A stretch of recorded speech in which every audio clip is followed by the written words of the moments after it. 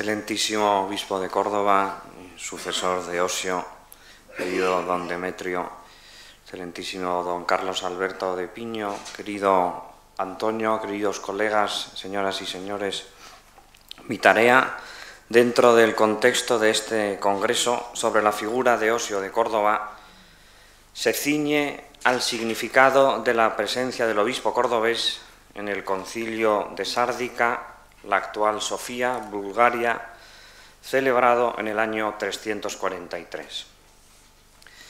Si habitualmente se reconoce un valor a los cánones de dicho concilio, al menos para lo concerniente a la tradición latina, en general se reconoce que en aquello que atañe al aspecto más teológico, Sárdica fue un intento fallido. En este dominio teológico, entonces, nuestra cuestión, sin forzar demasiado las cosas, se podría formular tal como sigue. ¿Cuál ha sido el papel, o dicho más castizamente, el papelón que ha jugado Osio en el fracaso sonado de Sárdica? Espero poder convencerles de que Sárdica, al margen del aspecto canónico debidamente ponderado, puede depararnos alguna sorpresa más positiva de lo que suele exponerse. Desde luego, para mí ha sido así a la hora de preparar esta ponencia y también creo que si no la hubiese afrontado a través de la figura de Osio, jamás habría llegado tampoco a la conclusión a la que he llegado. Como hemos visto en más de una ocasión en estos días de congreso que ya llevamos, a propósito de Osio, uno se encuentra en la tesitura a menudo de poner una pregunta y quedarse sin respuesta. Esto puede ocurrir porque la documentación que ha llegado hasta nosotros sea muy escasa, pero también puede pasar porque, no escaseando documentación sobre determinados acontecimientos, esta nos llega, sin embargo, falta de armonía. Este es ciertamente el caso del concilio de Sárdica. Sobre él nos informan, a veces hasta con cierto detalle, aquellas fuentes habituales a las que solemos recurrir para cubrir este periodo postconstantiniano del siglo IV eclesiástico: Eusebio de Cesarea, Atanasio, Hilario, Sócrates, Sozomeno, Teodoreto, etc. Incluso tenemos informaciones que nos llegan de primera mano de quienes allí participaron, por ejemplo, Osio, o las proporcionadas por el mismo Atanasio. Esta abundancia de información, no exenta de tensiones e incompatibilidades, no nos libra de terminar en más de una ocasión, como decía, perplejos ante las cuestiones susceptibles de análisis. El reciente volumen sobre Osio, al que ya nos hemos referido varias veces estos días, y parece que hay que hacer así por lo menos una vez, bajo la dirección de los profesores Ayán, Crespo, González y Polo, con el fin de facilitar la investigación ulterior, nos sugiere también tácitamente un método de aproximación al tema propuesto. En efecto, lo poco que tenemos directamente escrito por Osio se nos sitúa en primer lugar para pasar después a presentar los documentos en los que intervino sin duda de algún modo Osio de Córdoba. Seguidamente, en un tercer apartado, se presentan testimonios dirigidos a Osio y al final fuentes indirectas de conocimiento acerca de Osio. En esta contribución he tratado de comenzar a partir de aquello más firme, tratando de apurar las pocas líneas que nos ofrece Osio mismo, acerca de Sárdica. Se trata de una de estas dos epístolas que conservamos de él y que tienen ustedes en el guión que se ha entregado en el apartado 2A. Leemos: escribe Osio, que ha intervenido en el concilio de Sárdica, y Protógenes, que es el obispo de Sárdica, a Julio, obispo de Roma. Recordamos, mantenemos y conservamos el escrito que contiene la profesión de fe católica hecha en Nicea, y todos los obispos presentes han estado de acuerdo. Pero como después algunos discípulos de Arrio han promovido blasfemias, en efecto, tres cuestiones se han fomentado: lo que era cuando no era, una segunda y otra tercera que no podemos leer, la razón nos ha obligado, a fin de que nadie, presionado por esos tres argumentos, innovase la fe y fuera excluido el botín de los arrianos, y a fin de que no se hiciera una fórmula de fe más amplia y larga, nos ha obligado, se entiende, a exponer de acuerdo con la anterior fórmula de fe. Así pues, para que no se produzca ninguna crítica, damos a conocer estas cosas a tu bondad, hermano amadísimo.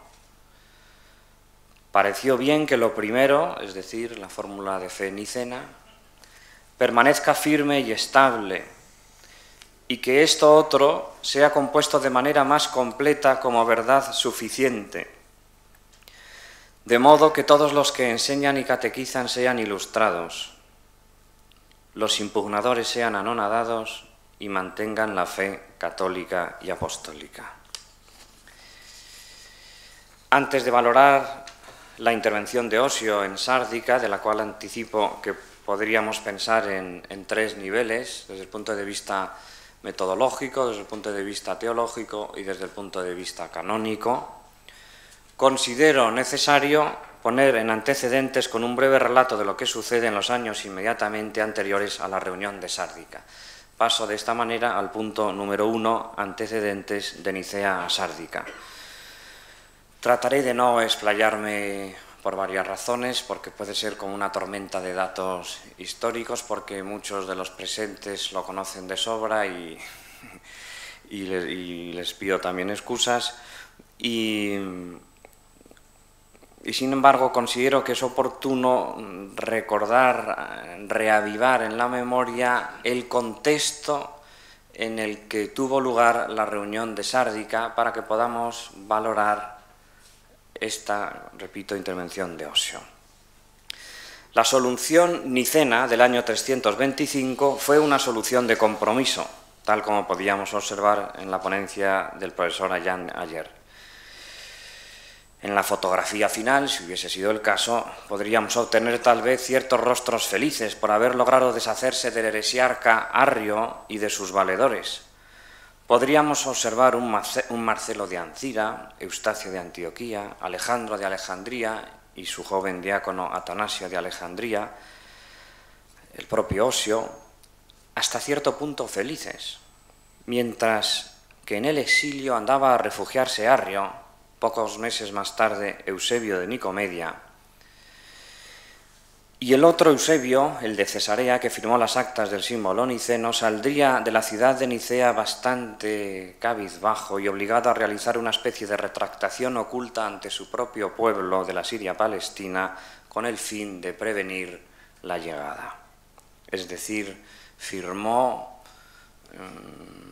casi se podría decir, hay veces se utiliza hoy la imagen cuando uno va a votar en las elecciones que vota ¿no? Casi sin mirar porque no quiere, porque vota más que a favor, vota en contra. Pues Eusebio de Cesarea podríamos pensar que firma más por otros motivos que no la adhesión positiva al símbolo de Nicea, motivos que son un poco además sospechosos de querer salvar los muebles y querer continuar obispo en Cesarea y no ser exiliado como otros.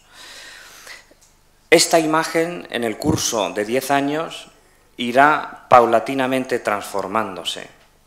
Y precisamente será Eusebio de Cesarea quien abra la espita por donde comience a entrar el viento, si no claramente arriano, al menos decididamente filoarriano.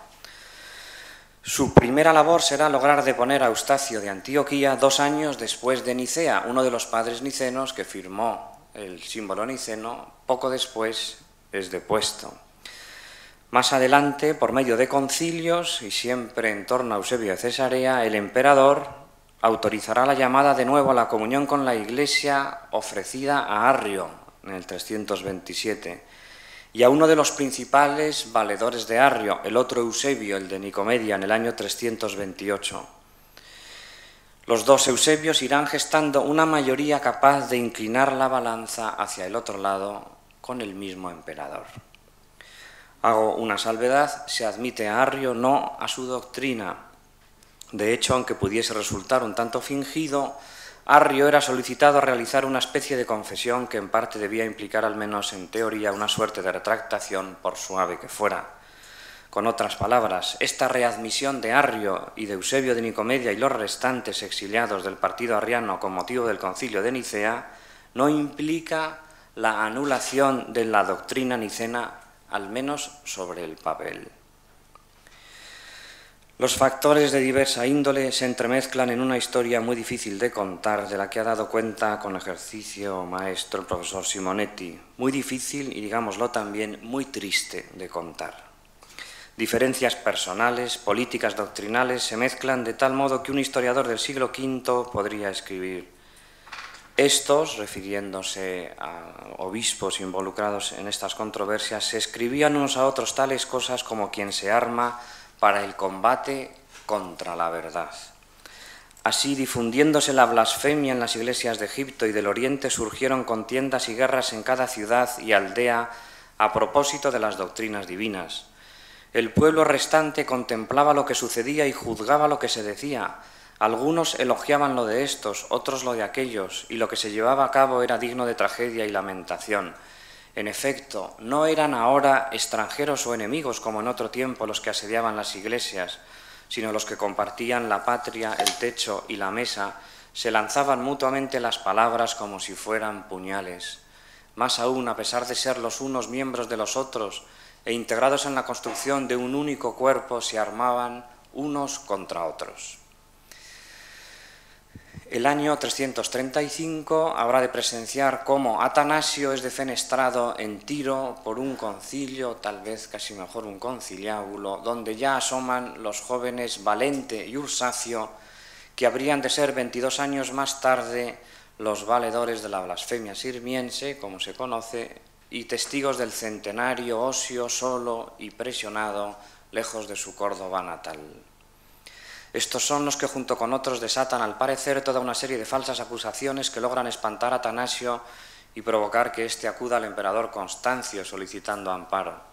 En este mismo año se logrará la readmisión de Arrio, no solo de modo genérico, sino en su parroquia, es decir, diócesis de Alejandría, y se terminará con la deposición y exilio tanto de Atanasio como de Marcelo a cargo del grupo eusebiano y el emperador Constantino.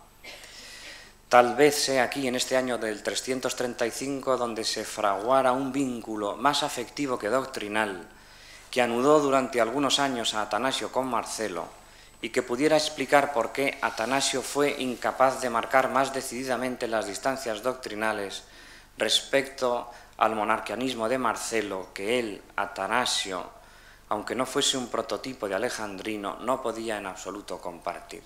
En cierto modo, al ambiente más cercano a Osio le pesará siempre como un lastre la compañía de Marcelo el Inevitable.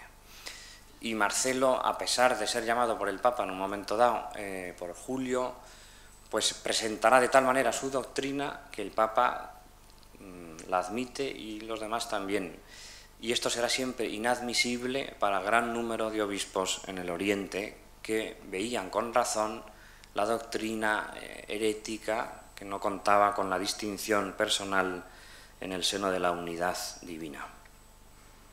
En el giro de apenas 10 años, el mismo emperador que condenó a unos y albergó a otros ha readmitido a los primeros y condenado a los segundos. Son años de poca reflexión doctrinal, de mucho cálculo e intriga personal y política.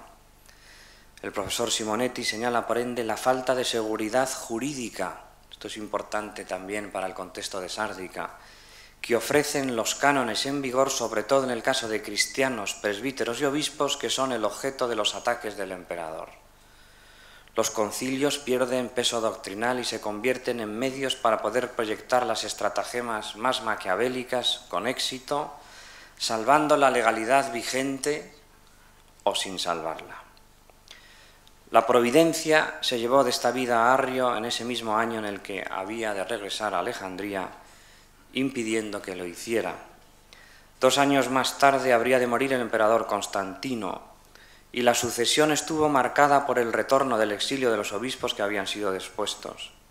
es fácil suponer que a la vuelta varios de estos obispos encontrarían a otros en sus cátedras, generando nuevas y nuevas contiendas.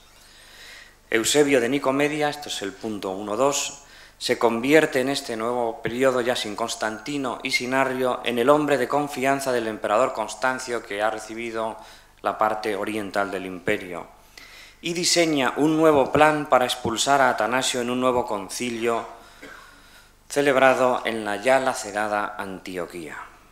Antes había logrado exiliar de nuevo, Eusebio, a Marcelo, Asclepia y Lucio. En Roma se encontrarán por lo mismo los 4 exiliados junto al Papa Julio, movidos desde entonces a querer aclarar la situación con un concilio convocado en Roma para que todos, occidentales y orientales, juzgasen los casos de Atanasio, Marcelo, Asclepio, etc.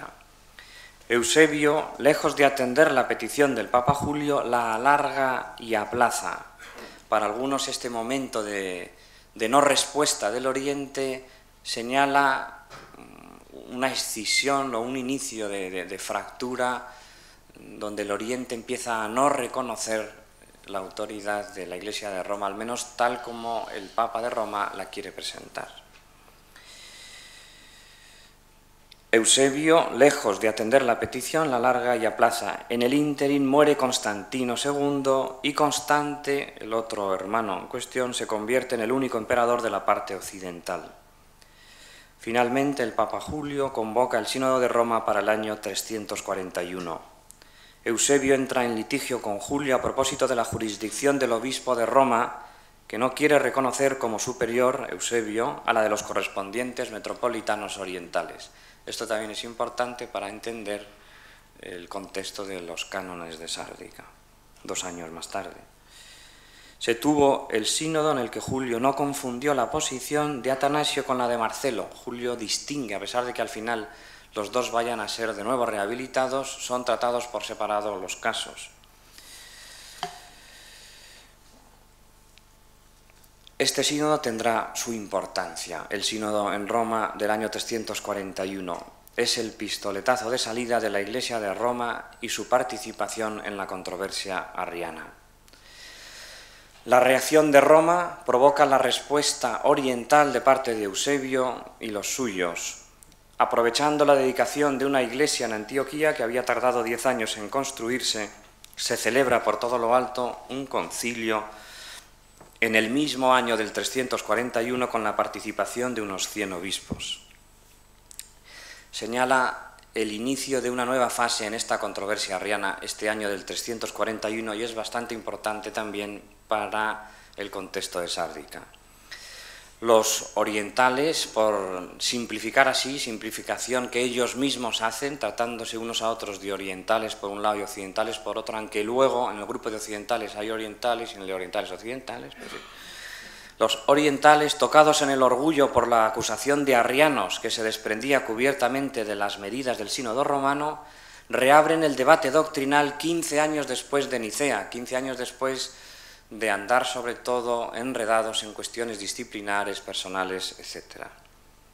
Este punto, digo, lo considero crucial para poder entender el alcance del significado de la carta de Osio y Protógenes al Papa Julio. Escuchemos, por ejemplo, la primera fórmula de fe antioquena del año 341. Empieza del modo siguiente: nosotros no somos seguidores de Arrio, pues ¿cómo siendo obispos seguiríamos a un presbítero? No sé, casi si es mejor no haber dicho esto, porque en el caso de que Arrio hubiese sido obispo, no sé qué quieren dar a entender. Ni tampoco hemos dado a conocer ninguna otra fe distinta de la expuesta desde el principio. Así comienza esta llamada primera fórmula antioquena del 341. Después de la aclaración hecha para los romanos, para los que se reúnen en torno a Roma, dice: ni tampoco hemos dado a conocer ninguna otra fe distinta de la expuesta desde el principio. La segunda fórmula de fe antioquena de este sínodo proceden 3 y una llamada cuarta fórmula, que en realidad no procede. Dice así la segunda: creemos de modo conforme con la tradición evangélica y apostólica. O sea, en la primera no dan a conocer ninguna otra fe distinta de la expuesta desde el principio. En la segunda, creemos de modo conforme con la tradición evangélica y apostólica. Año siguiente, 342, muere Eusebio de Nicomedia, que era ya obispo de Constantinopla, y Pablo, candidato, se presenta con afán de recuperar su sede, contando con el apoyo de Julio de Roma y Maximino de Tréveris. Se suceden más desórdenes de tipo civil hasta el punto de que interviene el emperador Constancio llevándose detenido al pretendido obispo, pero por prudencia impide la ordenación del otro candidato. Si nos trasladamos a Occidente, observamos una comitiva de eusebianos, Narciso, Marides, Teodoro, Marcos, que se presentan ante el emperador Constante en su sede de Tréveris y le presentan una nueva fórmula de fe, esto es muy importante también, que es la que se conoce como Cuarta Fórmula de Antioquía, y comienza con un sencillo pisteuemen, es decir, creemos. Ofrece una fórmula de fe en estructura semejante a la nicena, pero con los anatematismos de Nicea debidamente afeitados, añadiendo artículos expresamente antimarcelianos y por ende suprimiendo en el cuerpo del texto de la fórmula de fe aquello más explícitamente antiarriano. Este encuentro, según Atanasio, se provocaba por iniciativa de los orientales para tratar de ponerse de su parte al emperador Constante.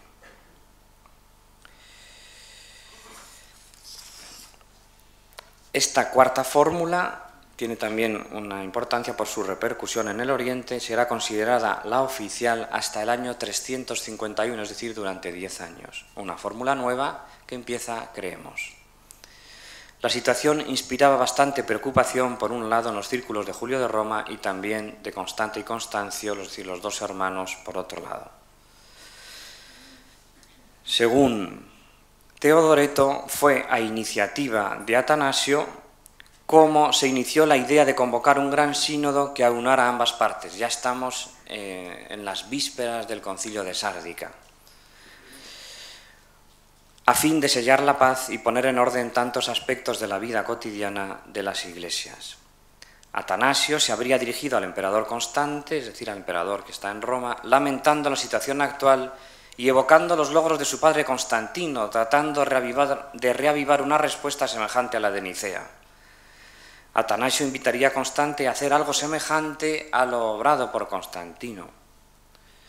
Constancio, más tarde y solicitado por su hermano Constante y buscando la paz del imperio, se plegaría a sus deseos, tal como informa Teodoreto, que dice: convencido por esta carta, Constancio decretó que los obispos del Oriente y del Occidente se reunieran en Sárdica, que es una ciudad de Iliria, metrópoli de la provincia de Dacia. En efecto, las pasiones, muchas y diferentes, que presentaba la Iglesia requerían de una terapia sinodal. Según Atanasio, en cambio, esa iniciativa de Constante, como todo, comenzó a moverse. Es decir, según Teodoreto, Atanasio es el que empieza a mover los hilos para reunirse en Sárdica, con muchas expectativas. Según el propio Atanasio, es el emperador, no fue él, ¿no? Y dice: estando yo en la citada ciudad, escribe así Atanasio más tarde al emperador Constancio, mandó tu hermano que me presentara de nuevo en Galia, pues allí estaba también el padre Osio, para que desde allí nos dirigiéramos a Sárdica, después del sínodo, etcétera, etcétera. Teodoreto ofrece la cifra de 250 obispos que acudieron a Sárdica de bastantes partes del Occidente y del Oriente. Al parecer, todos los preparativos quedaron en nada. Dice Atanasio: en efecto, cuando los eusebianos se presentaron en la ciudad de Sárdica, es decir, los orientales, entre comillas, y vieron a nuestros hermanos Atanasio, Marcelo, Asclepio y los demás, temieron acudir al juicio y, convocados no una ni dos, sino muchas veces, desoyeron las convocatorias, a pesar de que todos nosotros obispos estábamos reunidos, y de manera especial el ancianísimo Osio, que por la edad y la confesión y por haber soportado tanto sufrimiento es digno de toda alabanza. Nosotros permanecíamos reunidos y los exhortábamos a venir al juicio para que presentes pudieran demostrar lo que murmuraban y escribían contra ellos cuando nuestros compañeros en el ministerio estaban lejos, pero no vinieron a pesar de ser convocados, tal como hemos dicho antes. Y tenemos aquí el testimonio del propio Osio, que es de las dos cartas, no esta primera que tienen aquí en el guión, sino un fragmento de la otra, que les leo ahora, donde dice así: yo mismo estuve en el concilio de Sárdica cuando tú, Constancio, y tu bienaventurado hermano Constante nos reunisteis a todos nosotros. Yo mismo, personalmente, convoqué a los enemigos de Atanasio para que vinieran a la iglesia en la que yo estaba viniendo, para que si tenían algo contra él lo dijeran. Les pedí que confiaran y no esperasen otra cosa, que no fuese un criterio recto para todo. No una, sino 2 veces los exhorté, para que si no lo querían hacer en presencia de todo el concilio, lo hicieran solo ante mí, etcétera, etcétera. Es decir, que estos orientales hicieron un poco, más o menos como ayer el caballo cordobés hacía estos giros de 180 grados, ¿no? Según vieron a Asclepio, Atanasio, Marcelo, dieron marcha atrás todos los orientales. ¿Qué pasó? Porque la reunión se tuvo. ¿Qué pasó entonces en Sárdica entre los propios occidentales? Recapitulemos y con esto termino el punto 1, el bagaje de la situación. Una serie de obispos orientales de no poca importancia, Atanasio, Marcelo, etc., exiliados en Occidente, no pueden regresar a sus sedes de Alejandría, Ancira, etc. Otra serie de obispos, presbíteros y cristianos en general que viven en la parte bajo dominio de Constancio, oriental, se sienten oprimidos y perseguidos y acuden al amparo del Papa Julio de Roma, pero un amparo que no puede ser efectuado bajo la legislación canónica vigente en el caso, sobre todo para aquellos cristianos que han sido depuestos o condenados por concilios metropolitanos. Una situación que no nos entusiasma mucho más si dirigimos nuestra mirada a la provincia de África, la cual estaba pasando por la época más aguda de su escisión entre donatistas y católicos, cuyo cisma había puesto también de manifiesto más lagunas jurídicas. Una crisis doctrinal patente en la que resultaba bastante complicado entenderse. Y probablemente, este es el punto que quiero insistir, en el que quiero insistir, algo que suponía para Atanasio y Osio un punto más perturbador, el desafío de unas nuevas fórmulas de fe. Ya sea la segunda fórmula de Antioquía en el año 341, ya sea la cuarta, también del mismo año, que los orientales conservarán como oficial hasta el 351. ¿De qué hablarían estos dos hombres en las largas jornadas de camino entre Tréveris y Sárdica? Aquellos dos obispos estimados por algunos y perseguidos y menospreciados por otros. Aquel Atanasio en su madurez rondando los 50 que acompañaba a su padre Osio, no menos venerable por su confesión, que contaba aproximadamente 90. Punto 2. La cuestión de la suficiencia de la fe nicena.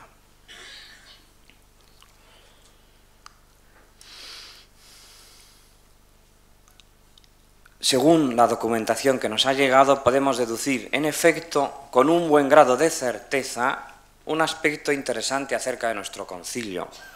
En Sárdica, al tiempo que se proponían discutir sobre lo teológico, o incluso antes de ponerse a ello, no lo sabemos, los participantes en el sínodo han discutido sobre cómo discutir. El método teológico ha sido sometido a debate, y lo ha sido al menos para nosotros con algunos puntos novedosos. Leemos de nuevo esta epístola 2a. Recordamos, mantenemos y conservamos el escrito que contiene la profesión de fe católica hecha en Nicea. Ya se puede observar cómo, frente a la segunda antioquena que decía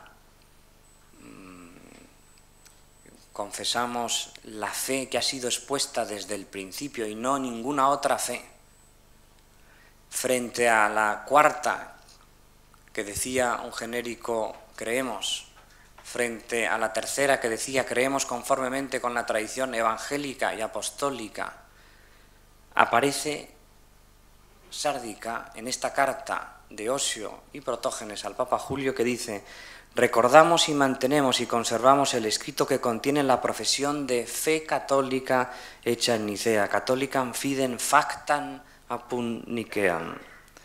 Y todos los obispos presentes han estado de acuerdo, pero como después algunos discípulos, etcétera, etcétera. Escribe en nota el profesor Ayán y su equipo: recordar, mantener y conservar, estos tres verbos con los que solemnemente inaugura la carta Osio.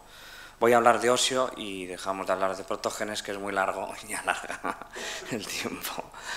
Perdonen los búlgaros. Los dos primeros verbos hacen referencia, recordar, mantener, al contenido de la fórmula redactada en Nicea y a la intención de guardar en la memoria lo contenido en ella y de preservarlo. El tercero quizás aluda a la posesión del documento que garantiza la salvaguarda correcta del contenido de dicha profesión de fe. Se califica como escritura. Ciertamente el término recordar, con el que Osio abre en su carta, es un término muy propio de la teología católica, que encuentra su fe en la memoria de un pueblo, del pueblo de Dios, que es un sujeto más longevo que el propio Osio. Quiero decir que uno no puede afirmar la fe de la Iglesia más que formando parte de la memoria que le precede y le continuará, desbordándole cronológicamente, como también le desborda en su comprensión. La participación en esta memoria de la fe eclesial hasta a los más grandes hombres de la Iglesia los hace pequeños. El término de mantener, que como señala con acierto la citada nota se refiere al contenido del símbolo niceno, creo que adquiere su relieve precisamente frente a los intentos de los años 341 y 342, que pretendían sustituir el símbolo niceno por una nueva fórmula de fe. Una fórmula de fe que en estos casos de los eusebianos, filoarrianos o orientales no nicenos, en fin, como queramos calificarlos, que se presentaba con los rasgos conservadores que impedían el progreso. Se presentaba con los genéricos creer o creer conforme a la tradición evangélica y apostólica. Es decir, se presentaba a imitación de los símbolos variados que pueden encontrarse por todo lugar en época prenicena. La referencia a la escritura que contiene la fe hecha en Nicea, con la que Osio arranca su epístola, ha de ser observada en toda la audacia que supone. Es una situación totalmente nueva. Diré lo obvio, antes de Nicea no existía el símbolo niceno, frente al cual pronunciarse. No basta siquiera el principio de argumentación patrística. Se suele decir que en la medida en que se alude a padres en plural y no solo al reconocimiento de este u otro padre, como podía ocurrir de modo incipiente en época prenicena, el principio de argumentación patrística, es decir, fundamentar la fe a partir de lo recibido de los padres, comienza su andadura después de Nicea y a propósito de la interpretación polémica de Nicea. Sin embargo, la apelación a los padres la encontramos antes, en círculos arrianos, por ejemplo, en el propio Arrio, en Asterio el Sofista, en su polémica con Marcelo, y la encontramos también antes de Nicea, precisamente en el Sínodo de Antioquía del año 325, presidido por Osio, donde se expresaba así en la carta sinodal: cuando nos reunimos con hombres doctos, hermanos nuestros, y hablamos largamente acerca de la fe de la Iglesia que hemos aprendido de las Escrituras y de los apóstoles y que hemos recibido de los padres, esto en el año 325. Así, de alguna manera, siguen expresándose círculos no nicenos con esta clave. Este modo de arrancar de Osio es nuevo. Referirse a ninguna otra fe sino a aquella hecha en Nicea. Era el año 325 cuando Osio hablaba así, apoyándose en la fe recibida de las Escrituras, apóstoles y padres. Eran los mismos adversarios que ahora en el 343. Era el mismo Osio, y sin embargo ahora ni la sola Escritura, ni la predicación apostólica, ni el principio de argumentación patrística bastan. Ha de añadirse esta fe católica hecha en Nicea. frente a la dinámica de sustitución propugnada de modo indirecto por eusebianos que omiten expresar su abandono del símbolo niceno, pero de hecho lo hacen al proponer otras fórmulas que articulan como tales, Osio y todos los obispos que concordaron con él optan por la dinámica de la continuidad, y esta continuidad aparece avalada por un hecho insólito, la referencia a un símbolo donde se hizo la fe católica. La expresión en su crudeza, fidem factam, es irreductible. Creo que hay más. La fe nicena, por tanto, ha de recordarse, como empiezan Osio y Protógenes, me minimus, frente a los que quieren olvidarla, es decir, frente a eusebianos. Pero también ha de mantenerse frente a los que quieren sustituirla, como los eusebianos, pero también frente a otros bien intencionados, dice esta carta de Osio, que presionados por los argumentos arrianos pudieran caer en la tentación de renovar la fe. El sujeto que renueva la fe aquí, y que es criticado por ello en cierto modo, de modo indirecto, no es necesariamente un eusebiano, puede ser un cristiano bien intencionado para la mentalidad de Osio, que cometería, sin embargo, un error renovando la fe hecha en Nicea. Por eso podemos leer, pero como después algunos discípulos de Arrio, a mitad del fragmento 2a de la carta, un fragmento que es la carta entera tal cual la tenemos, pero como después algunos discípulos de Arrio han promovido blasfemias, en efecto 3 cuestiones se han fomentado, lo que era cuando no era, la razón nos ha obligado a fin de que nadie, presionado por estos 3 argumentos, innovase la fe y fuera excluido el botín, y a fin de que no se hiciera una fórmula de fe más amplia y larga, nos ha obligado a exponer de acuerdo con la anterior fórmula de fe. Es, si queremos, como un primer momento conservador de Sárdica, para evitar no solo las fórmulas de fe antinicenas, sino nuevas fórmulas de fe que presumiblemente querrían actualizar la ortodoxia nicena. No quieren ninguna fórmula de fe nueva. Para seguir y ver el segundo momento, entiendo que antes de leer la parte restante de esta epístola a Julio de Roma, es menester traer a la mente un paso que es el 2b, escrito por Atanasio en su obra Tomus ad Antiochenos y recientemente editado de modo sobresaliente por un joven doctorando y discípulo de Simonetti, Angelo Segneri. Su edición nos enriquece con sus comentarios y nos ahorra mucho trabajo de puesta al día sobre el status questionis. El Tomus ad Antiochenos fue escrito en una época posterior a nuestro concilio de Sárdica, responde al concilio celebrado en Alejandría en el año 362 en unas condiciones muy distintas. Comenzaba a salir el sol y se divisaba un posible acuerdo con los que habrían de ser las ramas más moderadas de los eusebianos, ahora llamados homeusianos. Tendiendo puentes, Atanasio escribe este Tomus ad Antiochenos manifestando las ideas trinitarias y cristológicas de cara a un entendimiento con esta facción moderada. Sin perder de vista esta finalidad, Atanasio es consciente de que algunos documentos que se remontan a Sárdica y están circulando por el oriente cristiano pueden entorpecer este diálogo. Y dice, 2b, impedid que el documento sobre la fórmula de fe que según algunos fue compuesto en el concilio de Sárdica sea leído o propuesto. En efecto, el concilio no determinó nada semejante. Algunos pidieron que, como el concilio de Nicea era insuficiente, se escribiese una fórmula de fe. Traducimos aquí pistis, igual que antes fides, en la carta de Osio, por fórmula de fe. Algunos pidieron que, como el concilio de Nicea era insuficiente, se escribiese una fórmula de fe y con precipitación se pusieron a ello.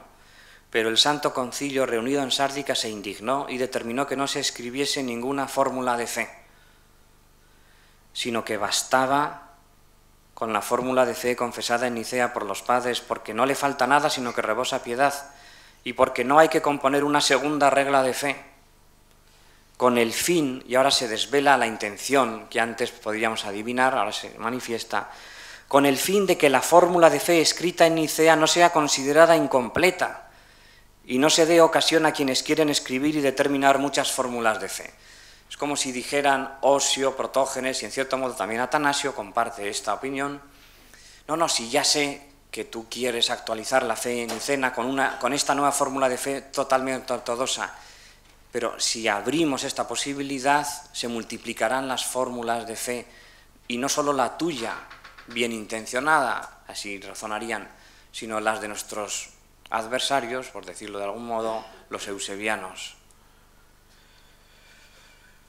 A decir de algunos, Atanasio, a decir de algunos, a decir de la mayoría, Atanasio tergiversa el curso de los hechos acaecidos en Sárdica con el fin de limar asperezas en su nueva situación del 362, propensa al diálogo con los homeusianos de Antioquía. El razonamiento que siguen una gran parte, la mayoría de los estudiosos, me refiero a Kelly, Simonetti, Barnard, Ulrich, Martín y recientemente Segneri, por citar algunos, es el siguiente. Si no se hubiera, de hecho, escrito una segunda fórmula de fe en Sárdica, Osio y Protógenes no se habrían visto obligados a escribir al Papa Julio con el fin de justificar lo compuesto en Sárdica.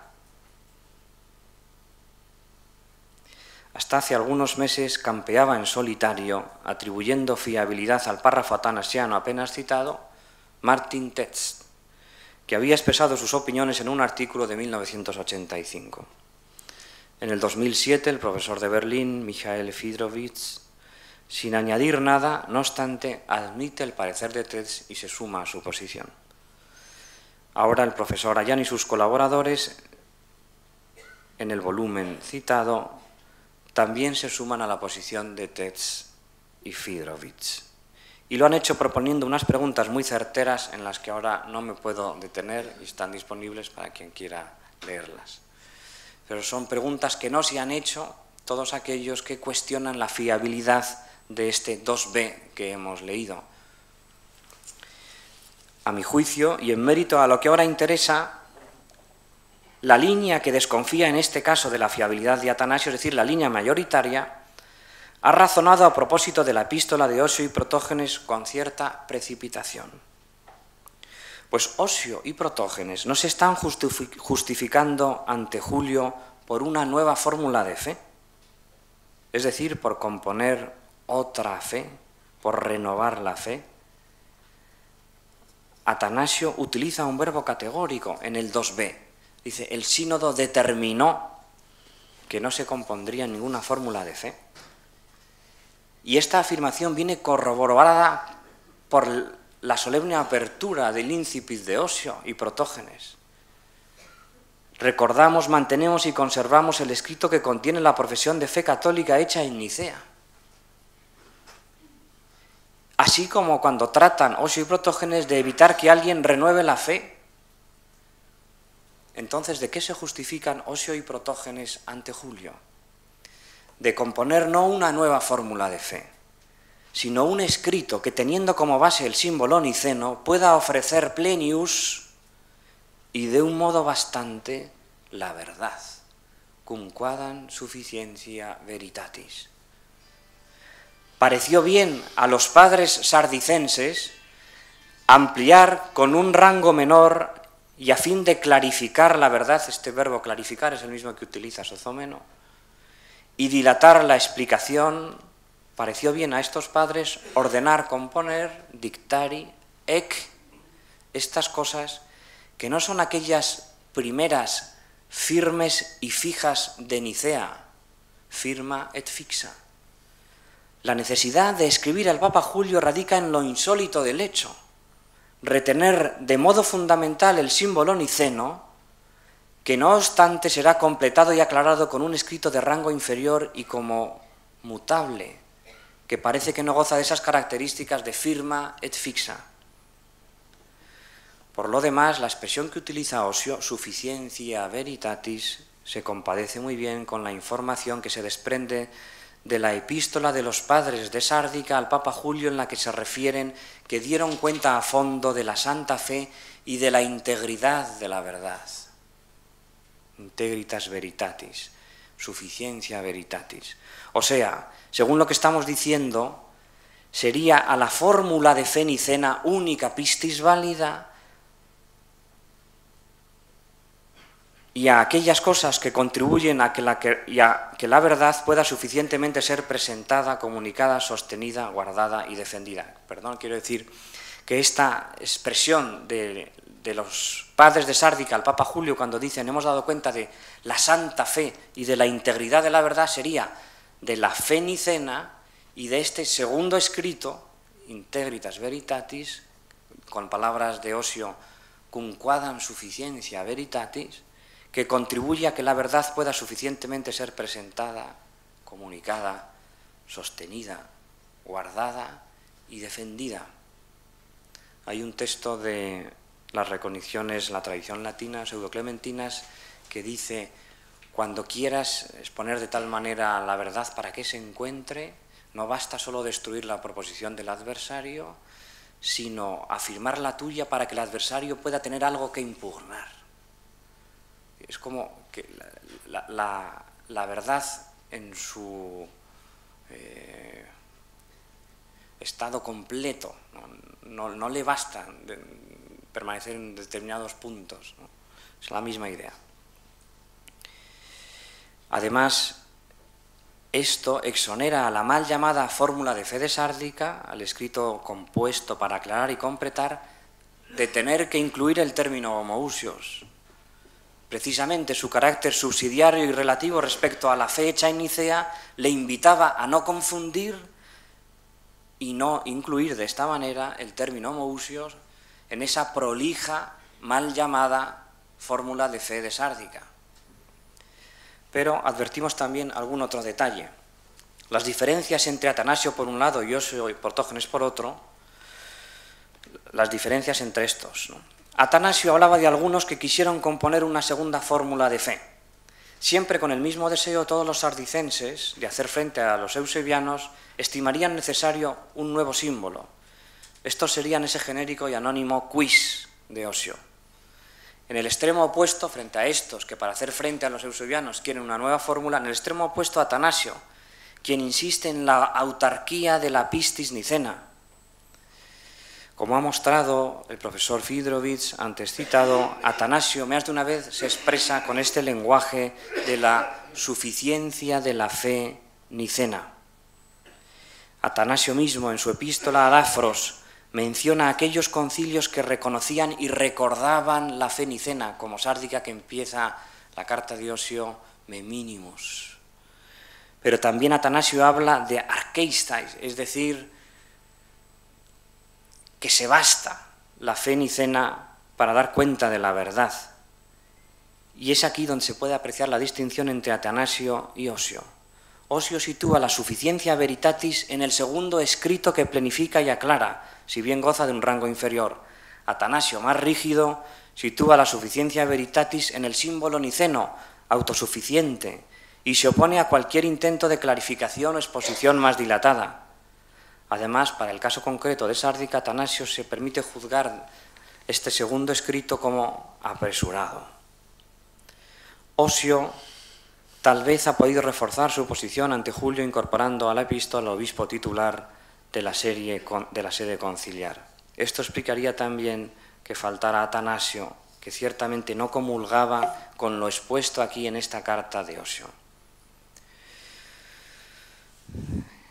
Que las cartas sinodales no mencionen este escrito de la fórmula de fe podría ser un resultado de la disparidad de criterios que hubo en Sárdica, o tal vez que ellos mismos, los padres de Sárdica, fueran muy conscientes de haber compuesto cosas que no eran firmes ni fijas y que habían sido elaboradas, con palabras de Atanasio, precipitadamente.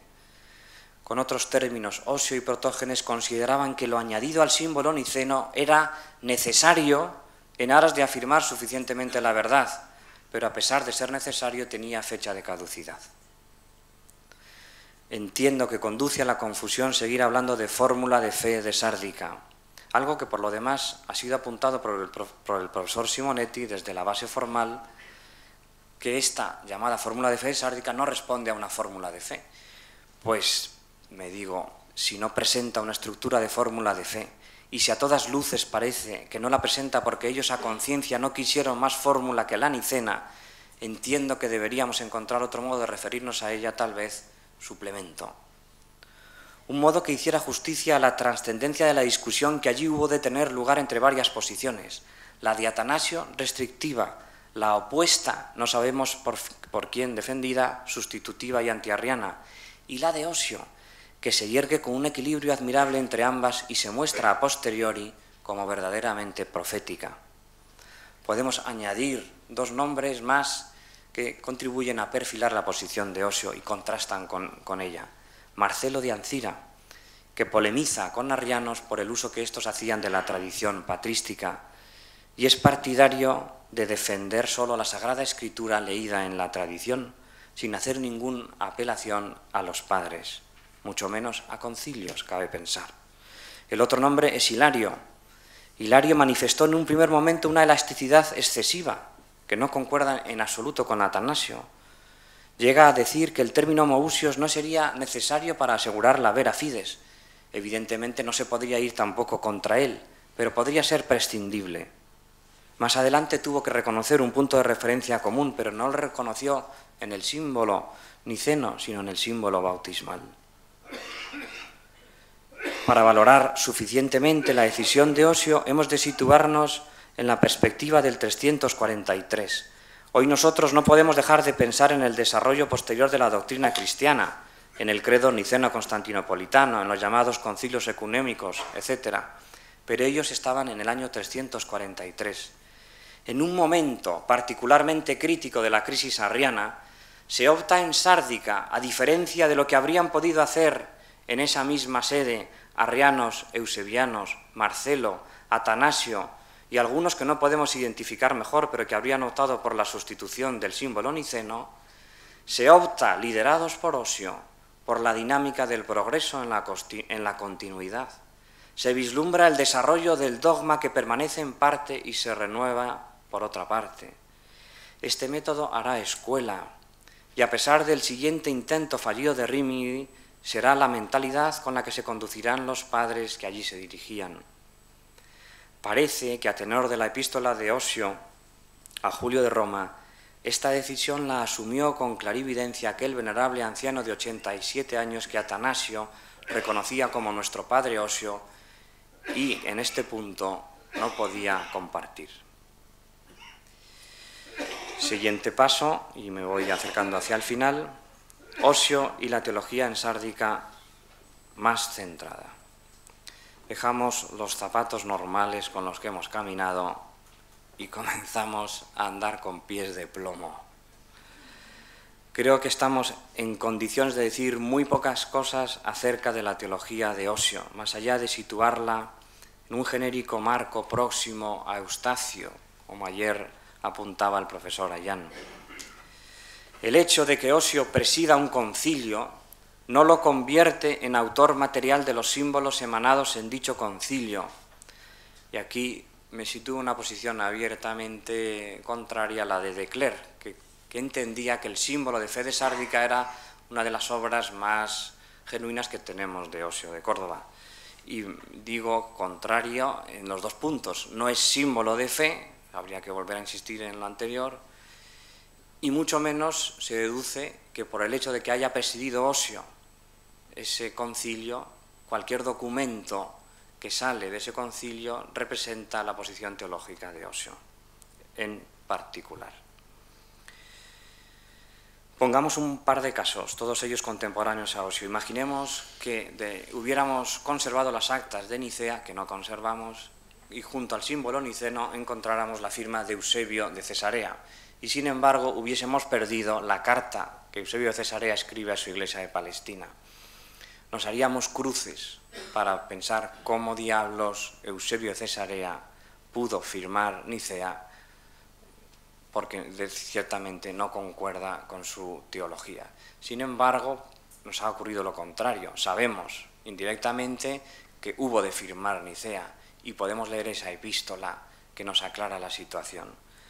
Hubo otro caso, en el Sínodo de Antioquía, celebrado pocos meses antes del Concilio de Nicea, en el año 325, encontramos como segundo firmante, después de Osio, que lo preside, a Eustacio de Antioquía. Pues bien, en la Carta Sinodal de Antioquía se afirman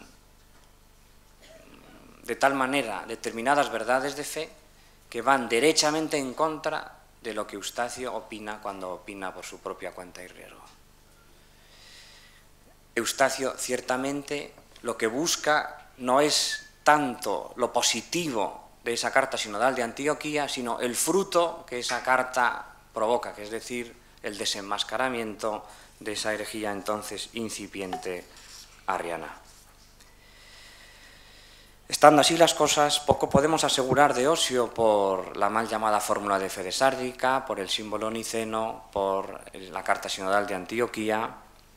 Ciertamente no se sitúa en una posición contraria, pero para perfilar poco podemos decir. Más de una ocasión se recuerda en este reciente volumen de Osio unas líneas que quizás sean las que aporten un poco más de significado, donde se sitúa una pregunta que Osio de Córdoba dirige a Narciso de Neroníades, inquiriendo si éste sostenía la doctrina de las dos usiai o sustancias distintas del Padre y del Hijo.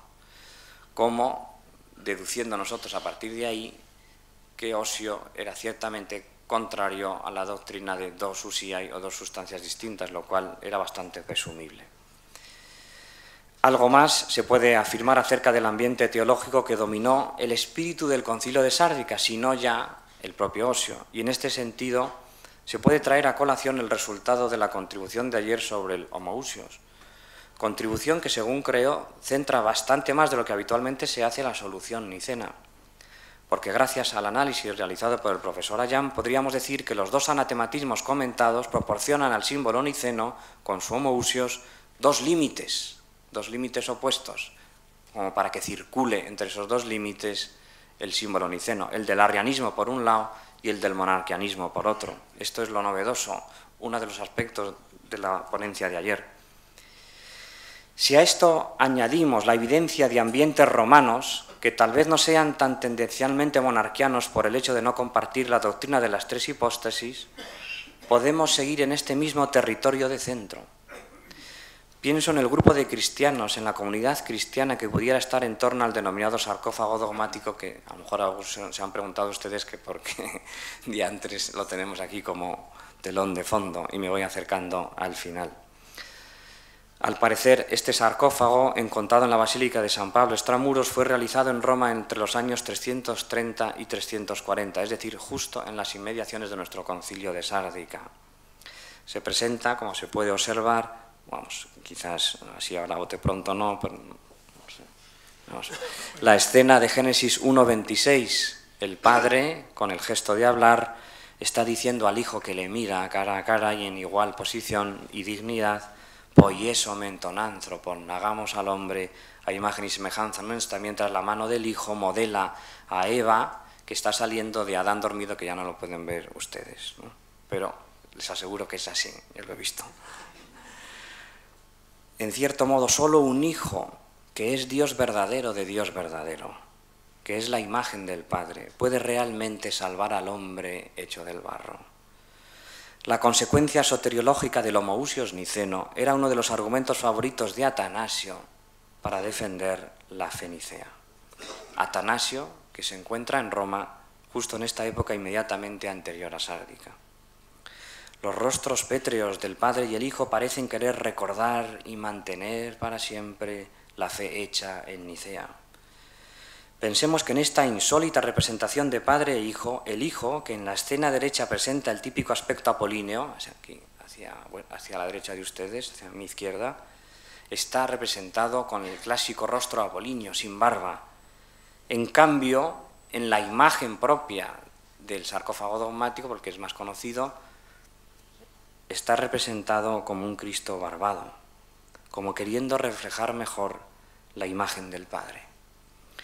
Existe tan solo una evidencia de un sarcófago con esta misma representación que se conserva en Arles, el sarcófago llamado de la Trinidad o de los Esposos, en el que el Hijo mira al Padre en la misma disposición que en este sarcófago, solo que ahí no se presenta barbado. Aún a este dato tendríamos que añadir el reciente estudio de Giuseppe Bartolozzi, publicado en Vetera Christianorum en 2011, donde propone inteligentemente que detrás de la única hipóstasis de la mal llamada fórmula de fe de Sárdica tendríamos que leer en el original latino la única sustancia del Padre y del Hijo, sustancia que diría después el texto, los herejes mismos denominan usía. Pienso que la fundamentación que Bartolozzi realiza se puede sostener cuando invoca la tradición africana de Tertuliano, una sustancia, tres personas, y recordemos la participación de obispos africanos en Sárdica.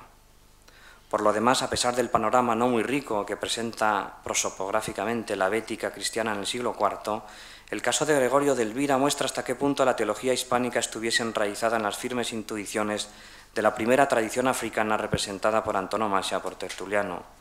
Si Osio no era el portador de esta teología, lo que sí que podemos afirmar con bastante seguridad es que no le era desconocida la doctrina trinitaria que, subrayando la unidad de sustrato entre Padre, Hijo y Espíritu Santo, lograba de algún modo articular la pluralidad de las personas en polémica con el monarquianismo de Praxeas.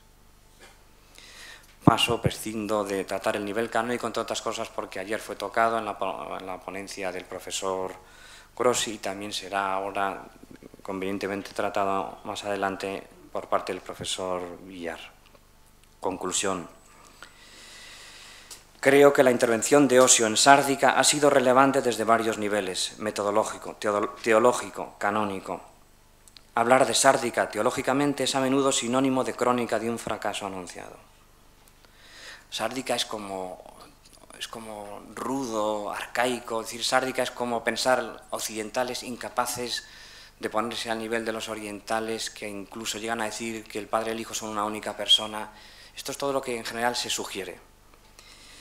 Sin embargo, he tratado de sugerir una vía poco emprendida hasta ahora en donde la intervención de Osio no se vincula con la llamada fórmula de fe, como quiere de Clerc, sino sobre todo con la imposición de un método que, ante una situación totalmente nueva como la que se produjo en aquella Sárdica y su pronunciamiento frente al símbolo niceno, habría de manifestarse hasta nuestros días fecundo para la teología dogmática, a saber, referirse a un texto de referencia que permanece fijo y firme y, a modo de suplemento, aportar las siempre necesarias y siempre interinas explicaciones complementarias. Por lo que toca a la teología sardicense, se podría proponer con mayor fuerza interpretaciones menos tendencialmente monarquianas y más centradas con apoyo en los textos de toda clase, y evitando que la sombra de Harnack y Loves, su discípulo, siga cubriendo de oscuridad una doctrina que tal vez no llegó nunca siquiera a defender una sola hipóstasis, sino una sola sustancia. Muchas gracias.